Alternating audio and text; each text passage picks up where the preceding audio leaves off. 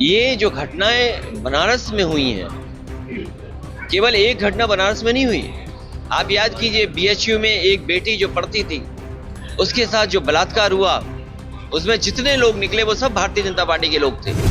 उनका एक विधायक कपड़े फाड़ करके भगवान श्री राम के दर्शन करने गया, और उसने जो कहा अधिकारी कमिश्नर के लिए, वो तो मैं कह भी नहीं सकता हूं कि दूध पिया हो तो।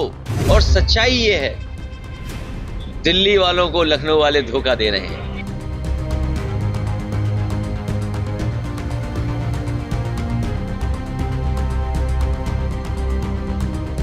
बीते शुक्रवार को वाराणसी में प्रधानमंत्री योजनाओं की सौगात देने पहुंचे थे, लेकिन योजनाओं की सौगात से ज्यादा पीएम की एक तस्वीर वायरल हो गई, जिसमें वो वाराणसी गैंगरेप को लेकर अधिकारियों से जानकारी लेते नजर आए। इस तस्वीर की सोशल मीडिया पर जमकर चर्चा हो रही है। जहां कुछ लोग पीएम मोदी की वाहवाही कर रहे हैं, तो वहीं विपक्षी उस पर सवाल उठा रहे हैं। समाजवादी पार्टी के राष्ट्रीय अध्यक्ष अखिलेश यादव ने इसी बहाने यूपी की योगी सरकार पर तंज कसा। यूपी के पूर्व सीएम ने योगी आदित्यनाथ पर चुटकी लेते हुए अलीगढ़ में हंसते हुए जो बात कही और महिला सुरक्षा के साथ साथ कानून व्यवस्था पर जो सवाल उठाए, जरा उन्हें सुनिए।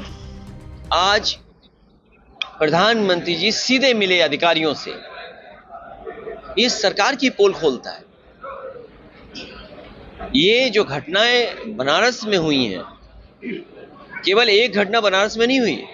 आप याद कीजिए, बीएचयू में एक बेटी जो पढ़ती थी, उसके साथ जो बलात्कार हुआ, उसमें जितने लोग निकले वो सब भारतीय जनता पार्टी के लोग थे। तो कानून व्यवस्था तो समझ लो यही है।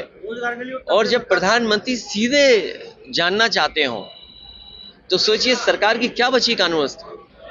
और सच्चाई ये है, दिल्ली वालों को लखनऊ वाले धोखा दे रहे हैं। तो सुना आपने, सपा प्रमुख ने सीधे सीधे मुख्यमंत्री योगी और उनकी सरकार पर बड़ा जुबानी हमला बोला। उनके मुताबिक प्रधानमंत्री को उन पर भरोसा नहीं है, तभी वो अफसरों को अकेले में निर्देश दे रहे थे। अखिलेश का कहना है कि पीएम के सवाल जवाब करने से साफ हो जाता है कि राज्य सरकार की कानून व्यवस्था की पोल खुल गई है।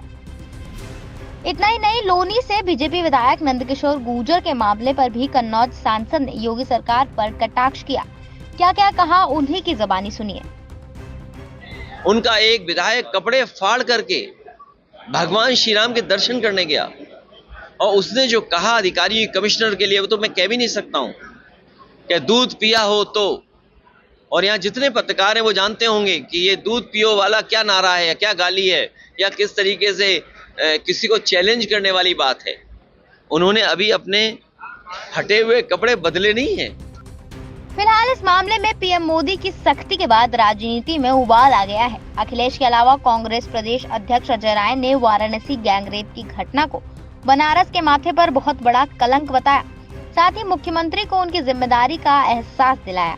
खैर, अब देखना यह है कि वाराणसी गैंगरेप कांड में पीएम के निर्देश पर आगे पुलिस प्रशासन क्या कदम उठाती है।